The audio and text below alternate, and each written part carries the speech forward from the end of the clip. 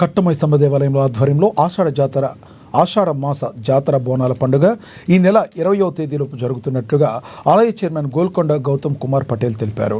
ఈ నెల 20వ తేదీన మధ్యాహ్నం 3:30 అమ్మవారికి పంచామృతాలతో అభిషేకాలు జరపనున్నారు. ఇక ప్రత్యేక సుగంధ భరిత పుష్పాలంకరణ, బాలభోగము, శ్రీ అమ్మవారి దివ్య దర్శనము ఉంటుందని వారు వెల్లడించారు.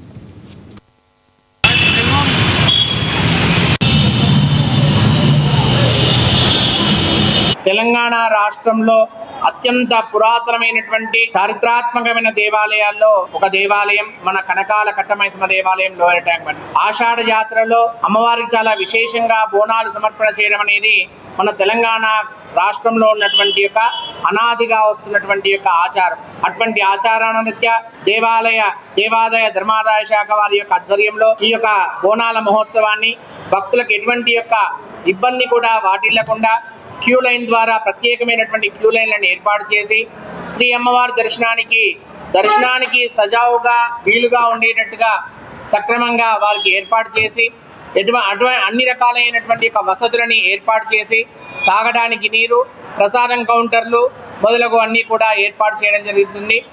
Katta Maisamma temple lower tank bund Hyderabad. Golconda Gautam Kumar founder trustee chairman. ఈ ఆషాఢ జాతర 20-21 తారీఖు. ఆషాఢ జాతర ఆదివారం రోజు బోనాలు, తొట్టెల, పలారం పండ్లు ఇట్లా వస్తారు భక్తులు దర్శనానికి. బోనాలు ఇట్లా తీసుకొని వస్తారు. సోమవారం రోజు ఇది వంశపారంపరంగా చేసుకున్న వారి ప్రోగ్రాము ఘటము పింగళి వెంకటరామరెడ్డి ఆల్కాడ్ని తీసుకొని టెంపుల్లో తీసుకొచ్చి దాని తర్వాత గంగదెబ్బ పూజ అవుతుంది. ఇక్కడ టెంపుల్ గాడితేని తీసుకెళ్లి అక్కడ టైం మీద పూజ చేసి వదిలేసి వస్తాం. తర్వాత టెంపుల్లో మళ్ళీ కళ్యాణం ప్రోగ్రాము, దాని తర్వాత పోతురాజు ప్రోగ్రాము, దాని తర్వాత గావు, రంగం, బలిగం ఈ వంశపారంపరంగా చేసుకుంటూ వచ్చే ప్రోగ్రాము. కట్టమైసమ్మ దేవాలయం lower tank bund Hyderabad. Executive officer K Sambasivarao.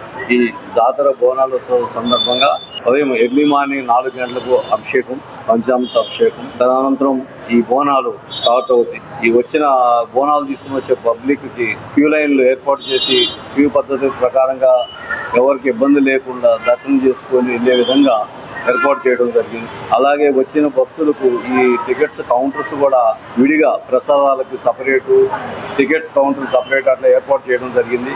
అట్లానే ఈ ట్రాఫిక్ కూడా ఇబ్బంది లేకుండా ట్రాఫిక్ వారు, పోలీసు వారు, తర్వాత జిహెచ్ఎంసీ వారు అందరూ సహకారంతో మొత్తం దగ్గర నీట్గా కానీ వచ్చిన వారికి మంచినీటి వసతి ఏర్పాటు చేయడం కానీ అన్ని ఏర్పాట్లు చేస్తున్నాం. 21వ తారీఖు పింగళి వెంకటరామరెడ్డి దగ్గర నుంచి ఘటోత్సవం స్టార్ట్ అయ్యి అక్కడి నుంచి వచ్చిన తర్వాత గంగ తెప్పోత్సవం ట్యాంక్ బండ్ పైన ఎక్కి అక్కడి నుంచి గంగ పూజ చేయడానికి ఆ ట్యాంక్ బండ్ లోపలికి మెట్ల ద్వారా దిగి అక్కడ గంగ పూజ చేసి అమ్మవారికి చీర సమర్పించి వచ్చే భక్తులకి ఎలాంటి ఇబ్బందులు కలగకుండా మంచిగా వాళ్ళకి అనుకున్న కోరికలు నెరవేరే విధంగా చేయాలని చెప్పేసి అమ్మవారికి పూజ చేస్తూ అక్కడ ఆ విధంగా